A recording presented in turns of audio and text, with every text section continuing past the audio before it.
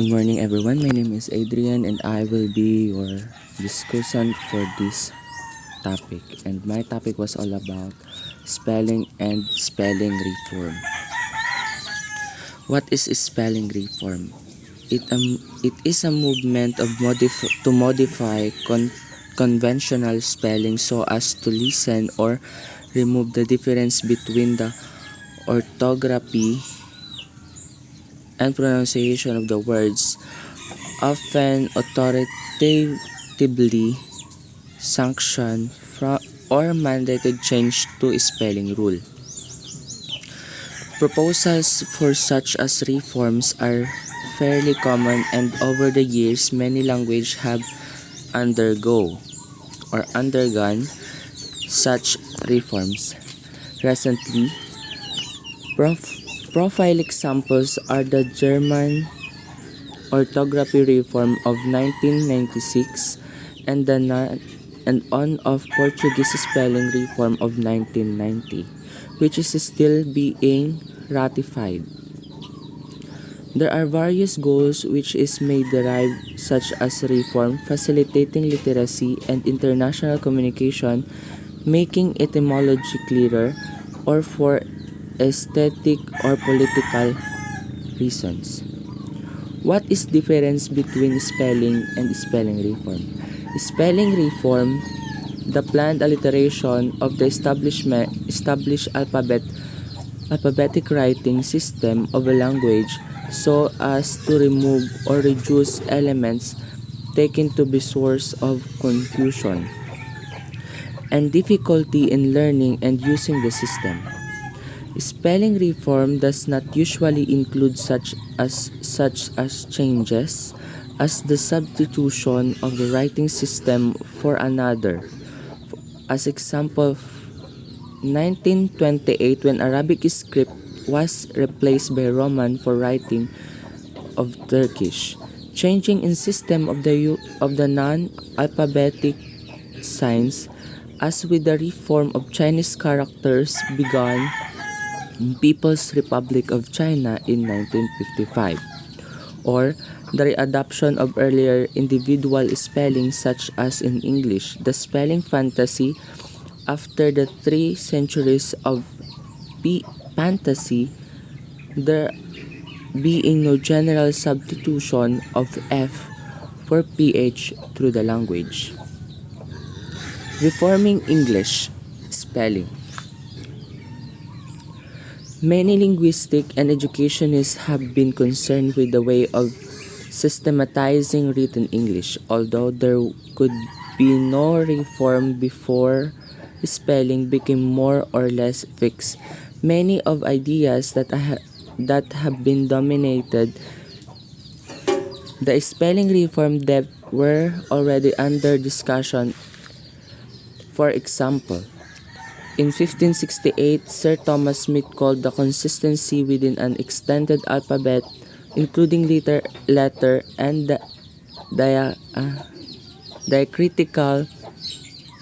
diacritical marks from Old English to Greek. In 1566, John Hart called for the spelling of words strictly by their sound. In 1582, Richard Mulcaster applied for stability based on consistency, analog, and custom, and the recollection that letters were invented to express sound. However, the schoolmaster Edmund Cott probably contributed most of the setting of the English spelling in the present form through the 54th edition of his handbook, English Schoolmaster from 1595 to 1737, which tended to avoid some of the redundant letters that were previously common. New spelling. At the beginning of the 20th century, the cause of spelling reform was taken up for a time by a U.S. President Theodore Roosevelt, and sponsored by the industrialist and philanthropist Andres Andrew Carnegie. In 1908, the British Simplified Spelling Society or SSS was founded chiefly with the aim of devising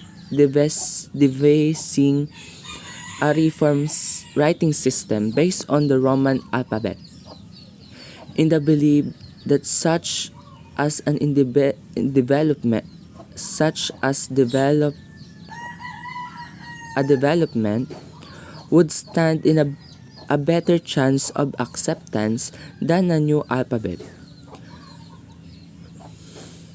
In 1948, the phonetician Daniel Jones and dialectologist Harold Orton published a system called New Spelling, the recommended orthography system of the SSS, of which the following is specimen. This is the example. So they define it as their words, but we can read it, but the new spelling was released. New spelling was accepted in 1956 with a small amendments by the American Simplified Spelling Association, was further developed and computerized by Edward Ruddaler in New York. 1968 was revised in 1980, its most recent being published in the Society's pamphlet New Spelling in 1991. It is provided by phonographic analysis, which Sir James Pitman based on his initial teaching alphabet. 1959. To date, however, the system has had little impact on the English using word, and there appears currently to be little general interest in reform and considerably less interest among the language scholars than the century of even half a century ago. A new alphabet. There have more from time to time been attempts at radical changes that can go well beyond spelling reform proper into creation and pronunciation of entire new alphabet, most prominently a case from the dramatic and social reform George Bernard Shaw financed a public competition in 1957 for the design of a new alphabet that would have a less 40 and no digraphs or diacritics. The winner of the competition, Kingsley Reid from Warwickshire in England, produced an alphabet that is utterly unlike Roman and has letters of 4 types: tall, those are ascenders; deep, those are descenders; short, those with neither ascenders nor descenders; and compound, combining basic symbol. That's all. Thank you.